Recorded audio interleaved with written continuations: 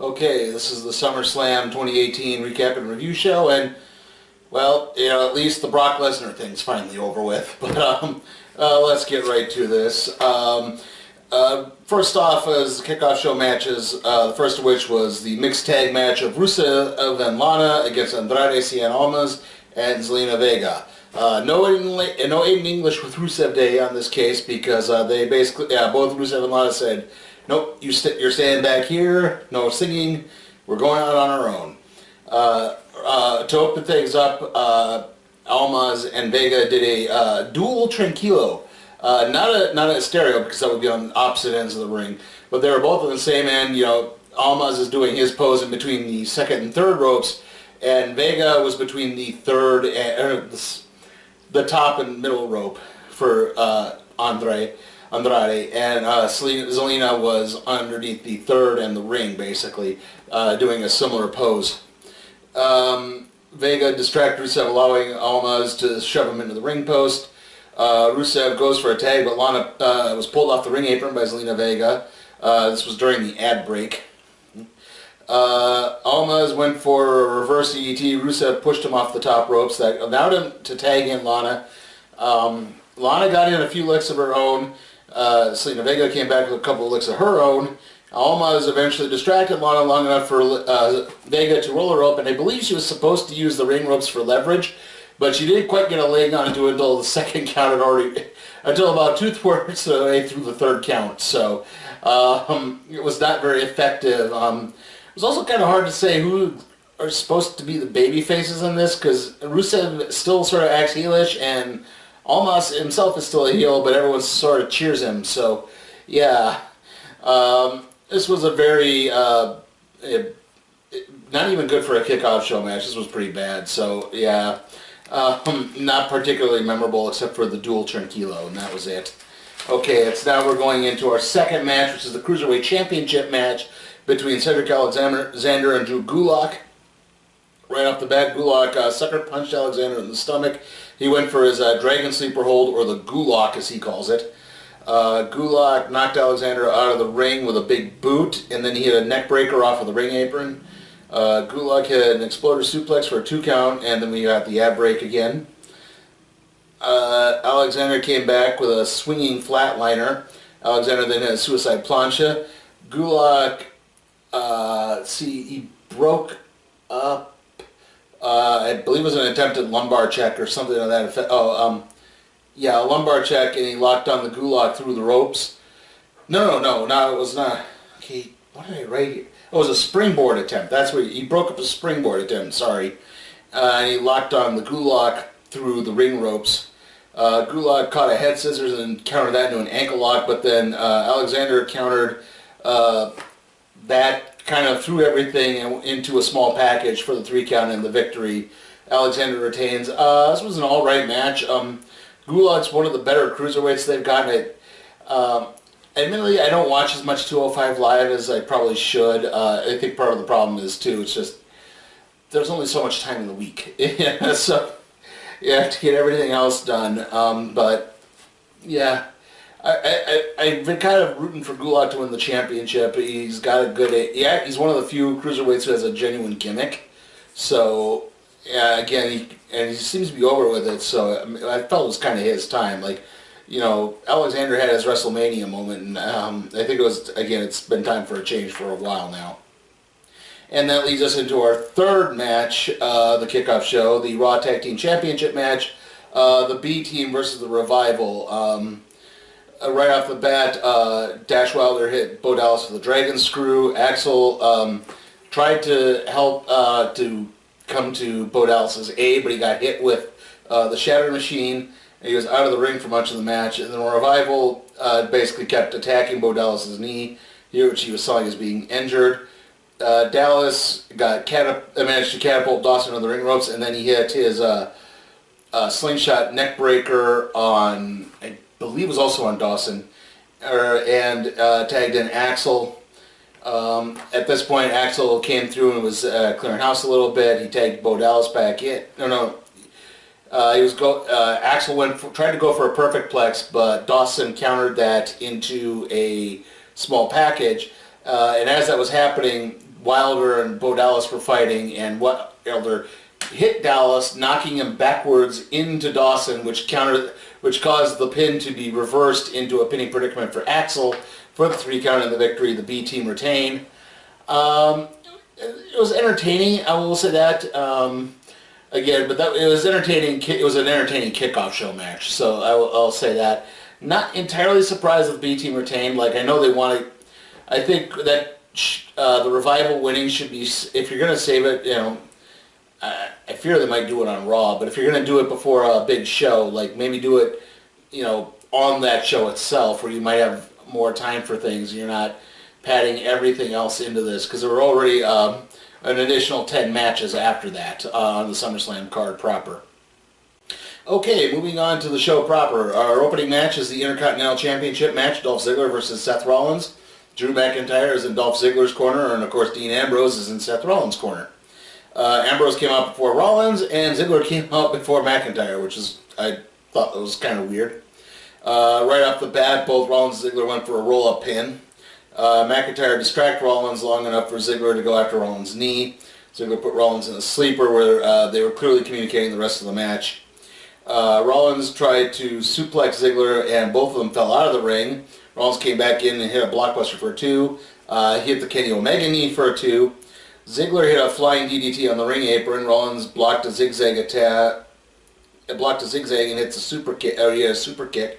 He then went for a frog splash, but Ziggler countered that into a small package. As this was happening, every time they got outside the ring, Ambrose and McIntyre started staring each other down from across the way, trying to prevent each other from interfering in the match. But eventually, McIntyre jumped Ambrose, which distracted Rollins long enough for Ziggler to the zigzag, at which he only got a 2 count.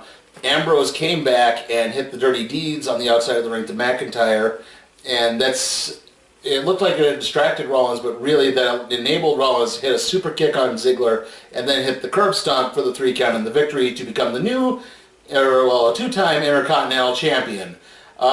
Really good, solid match to start things off. Like, the outside interference was not too terribly overt. It was done in appropriate ways. It wasn't excessive. Again, no heel turn from Ambrose afterwards, though, so we're probably going to have to wait for that to happen. But other than that, Ambrose was actually pretty restrained at this. You could tell like he was chomping at the bit to get in there and actually fight, so I wonder if he was not fully cleared yet. Just a thought there. Okay, then in between things, we had a backstage interview with the Bella Twins, because they're going to be in the front row for the Alexa Bliss Ronda Rousey match, and also Total Bellas is coming back for a 4th season, and Total Divas is also coming back for another season. Yes. Okay, anyway, after that was the SmackDown Tag Team Championship match, the Bludgeon Brothers versus the New Day. Harper and Rowan came out. They've added antlers. I don't remember if they had antlers before that. They have antlers attached to their masks now. So they've got that going for them at least. Xavier and Big E were representing the New Day in this. Xavier and Rowan started things off. Rowan splashed Xavier and put him in a head vice. Xavier countered a power bomb into a head scissors that sent Harper into the ring steps. Big E tagged in.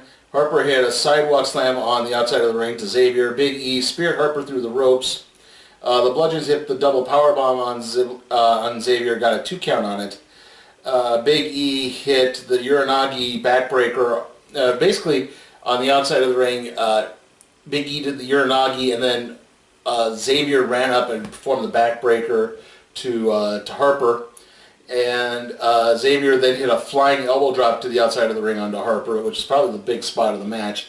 And just as the New Day started to go for the midnight hour, Rowan ran in with his mallet and hit both of them, and then Harper grabbed the mallet and hit both of them, or hit both Xavier and Big E. Kofi was knocked out earlier. So, yeah, it results in a DQ. Obviously, disappointing finish, but it was still a pretty darn good match out of that. Probably the best match the Bludgeons have had in this company so far. Well, as the Bludgeons, and as tag team champions. So, obviously look for that feud to probably continue over the next few weeks. Okay, our next match is Kevin Owens versus Braun Strowman. If Braun Strowman loses anyway, the Money in the Bank briefcase goes to Kevin Owens. Strowman hits immediately 2 corner splashes on Owens. Owens tries to go outside the ring. Strowman hits 2 big shoulder blocks and inside-out shoulder blocks. Basically, Owens flipped around. Owens managed to come back and hit a super kick on Strowman, but it didn't really affect him.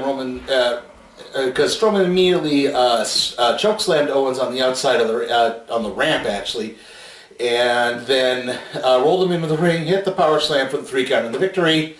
And this is sort of portentous as to what would happen later in the night, but I'm not going to get into that until we get to it.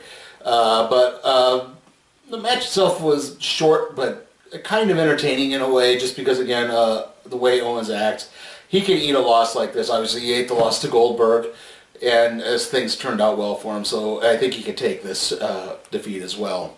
After that, we have the SmackDown Women's Championship Triple Threat match, Carmella versus Becky Lynch versus Charlotte Flair. Becky tried to take Carmella down and hit a quick leg drop. Carmella then,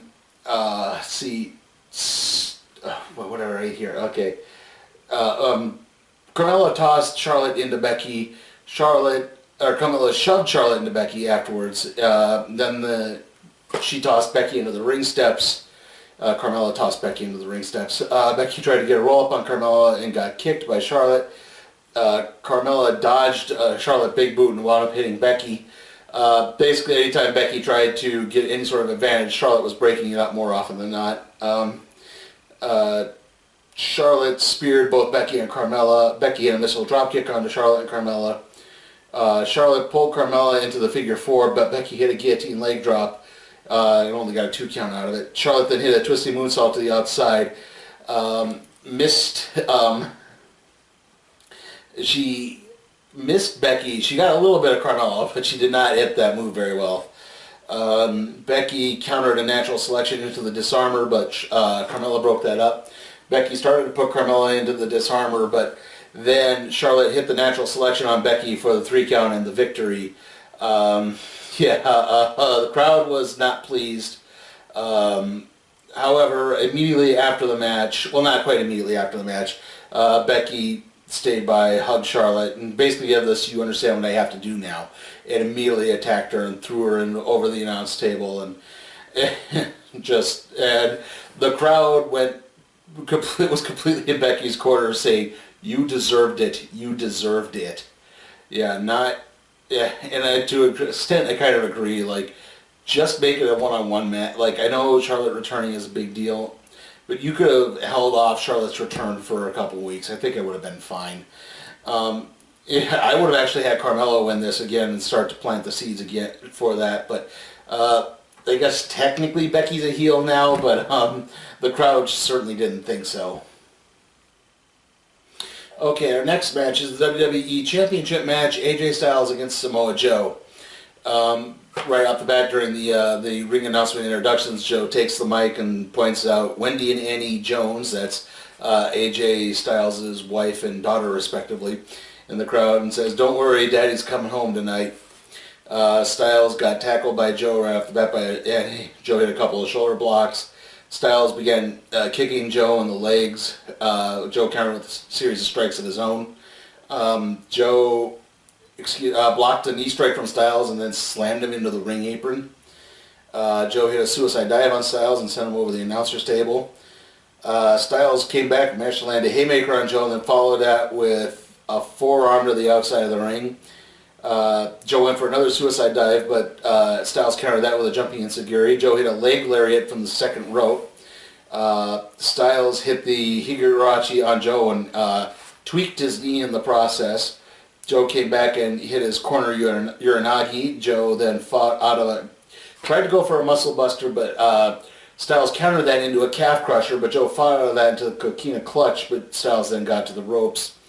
Joe tried to go for another muscle buster, but Styles fought out of it just long enough, but Joe hit a jumping enziguri and knocked Styles to the outside of the ring. He then tossed Styles into the ring steps, and Styles got busted open. Joe then got on the microphone, stood on the announce table, and told Wendy and Annie, "I said Daddy was coming home, but I guess I lied. Sorry. Well, I guess I'll be your new daddy." And then that sent Styles into a rage. He attacked Joe, knocked him off of the announce table and into the timekeeper's area. He then grabbed the steel chair and hit Joe several times. And obviously it got DQ'd, and he gets to retain the championship. And then afterwards, Styles went into the crowd and apologized to his wife and daughter, and they said everything was fine. And they just kind of left off, and then Joe stormed back up the ramp. Really, really good match, really good storytelling between these two, obviously. If you know their history, you know that they were capable of this. This was everything that the Nakamura-Styles match was not. And they did everything right in this. I know, obviously, they're probably going to go to Hell in a Cell now, so hopefully Hell in a Cell, I'd be up for that between those two. So, yeah, I'm looking forward to that. After that, our next match is The Miz and Daniel Bryan. Maurice was in the front row for The Miz, and Brie was not in the front row for Daniel. Why not? They said, Brie and Nikki said they were going to be in the front row for the Alexa Bliss match. Why not just go out there and get their seats? Anyway, Miz constantly was backing back into the corner to keep from Bryan from landing any sort of kicks or punches. Eventually, Bryan landed a series of yes kicks in the corner.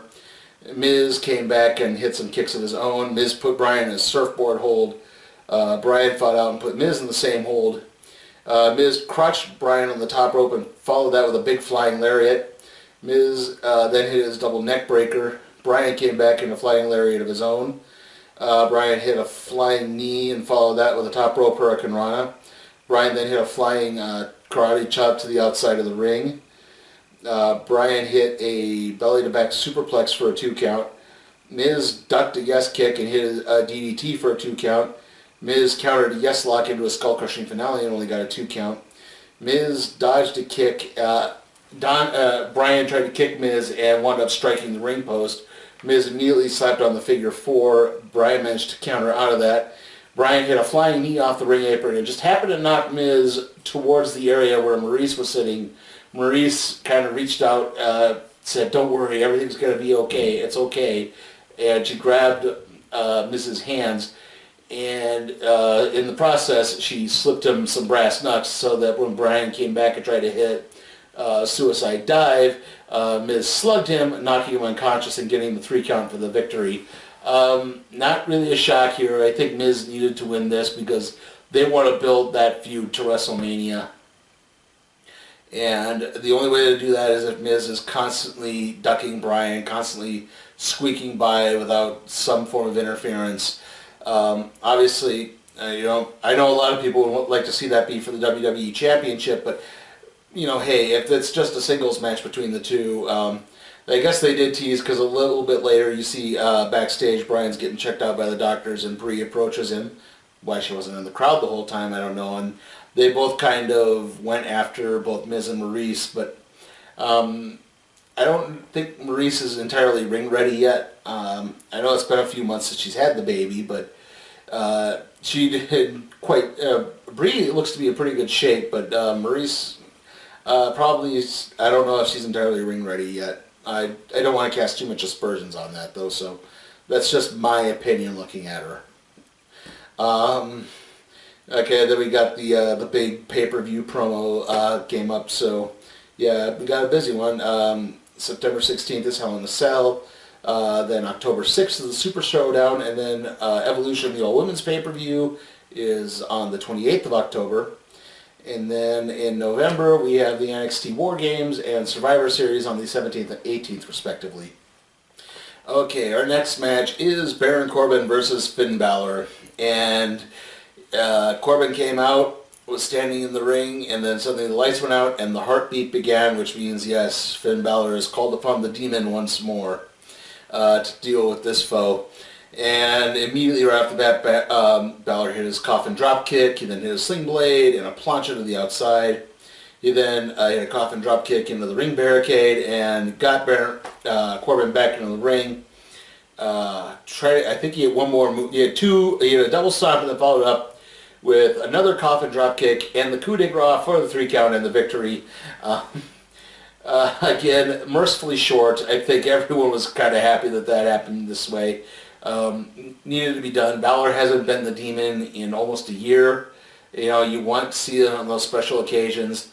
Again, hopefully this puts a nail in the coffin for the Corbin-Balor feud because it really needed to end. It needed to end after the first match. But thankfully, again, entertaining and short. You can say that with quite a few of the matches that happened on this show. Okay, our next match is the United States Championship match. Shinsuke Nakamura versus Jeff Hardy. Right off the bat, Hardy and Nakamura both mocked each other. Nakamura was doing the do, and then he kind of started to go into the come on.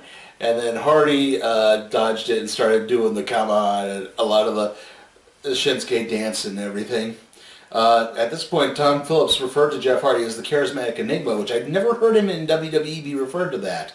He was always the charismatic enigma in TNA. I'd never heard him in WWE be called that.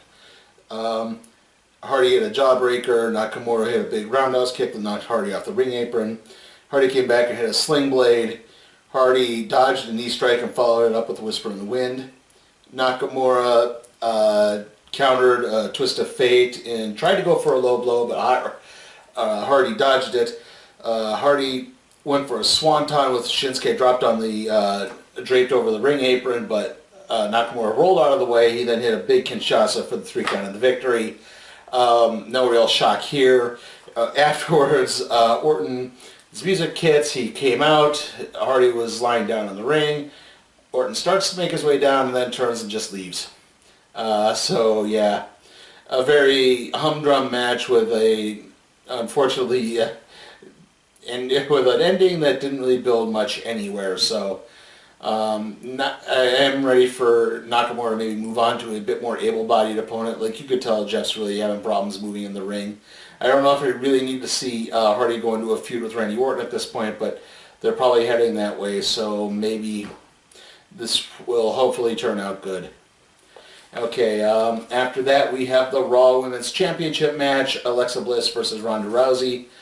Before the match started, Natalya came out. She was wearing the jacket her late father Jim wore at the 1991 SummerSlam, where he and Bret Hart and the Hart Foundation defeated Demolition to win their second tag team championship.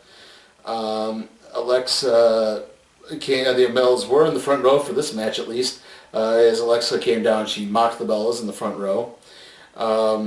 Alexa tried to basically get a quick cheap shot on Rousey. It didn't work. Rousey just slugged her and knocked her down.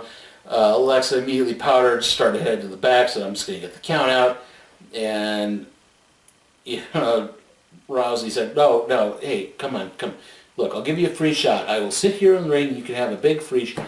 She sat down in the ring. Alexa went in, tried to put Ronda Rousey in a sleeper. Rousey fought out of that, hit her swinging Samoan drop, hit 3 judo throws, hit a second swinging Samoan drop, started to go for the armbar again. Alexa Bliss, if you're not entirely aware, is hyperfluid. In other words, she's double jointed in her elbows, and so Ronda basically twisted Alexa's arm out of the socket and bent it in ways that human arms are just not meant to bend. Before putting it into the armbar, Alexa immediately tapped, and Ronda Rousey is now the Raw Women's Champion. Certainly, I'm not going to say it was a bad match because Alexa played it well, and again, the visual effect of seeing her arm being twisted out of the socket like that, is certainly something to see. I don't know if putting the belt on Rousey is at this juncture is the right move entirely. Again, not knowing exactly what they're going to build to in the future here, but maybe you've heard my speculation in the previous video if you've seen that. So, don't know exactly what they're going to do with this or how long Ronda Rousey's going to have this belt, have the championship. They're saying for Evolution they just announced Alexa Bliss versus Trish Stratus, so I'm doubting anything's going to be more further than that, so I can't say entirely for certain.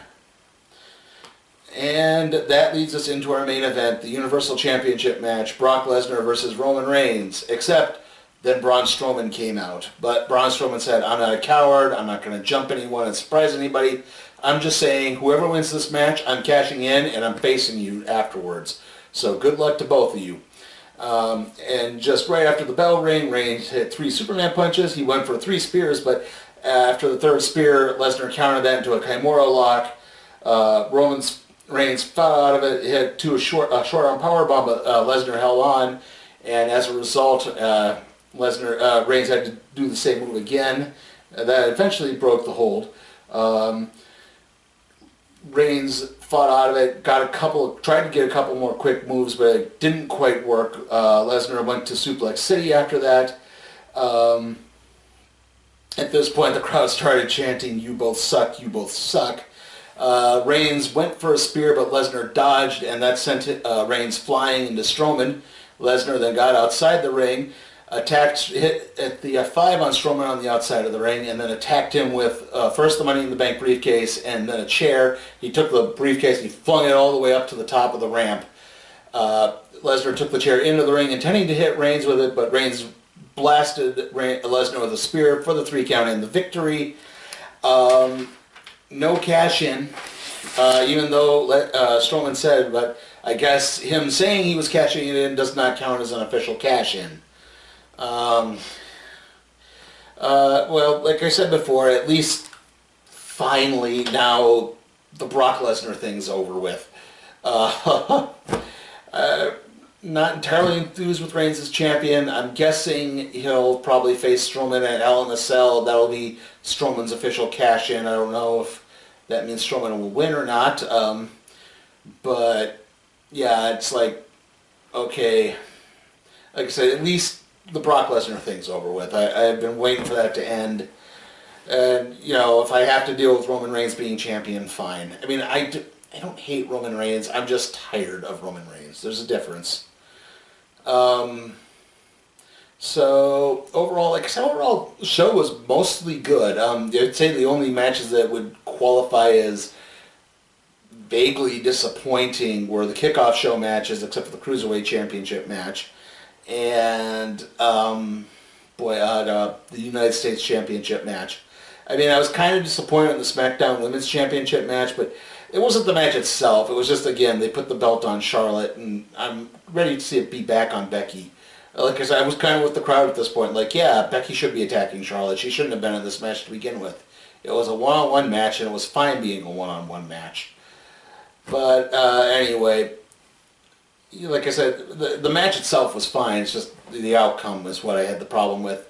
Lesnar Reigns, the match itself was all right. Again, it was the outcome I had the problem with. So, the only one on the main show that really, I would say, out and out disappointed me was the United States Championship match, and that's because that feud has been very weird to begin with. So yeah, I'm going to give SummerSlam 2018 a B, though. I mean, it's probably been the best WWE pay-per-view of the year so far, I think. I can't think of one that's been better.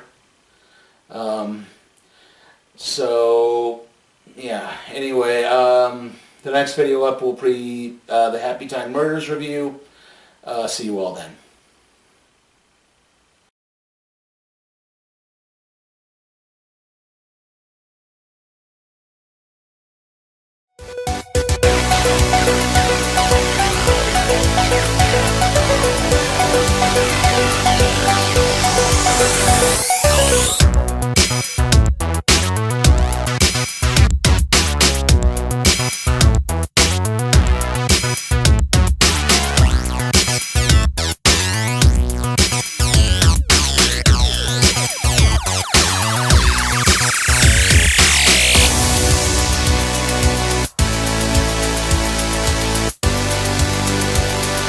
guys. Tired of me always talking about WWE and NXT? Want to see me cover something like, say, Ring of Honor, Impact, New Japan, anything else? Check out my Patreon at Sleepy Time for Cat Productions and see how you can help me expand my wrestling coverage.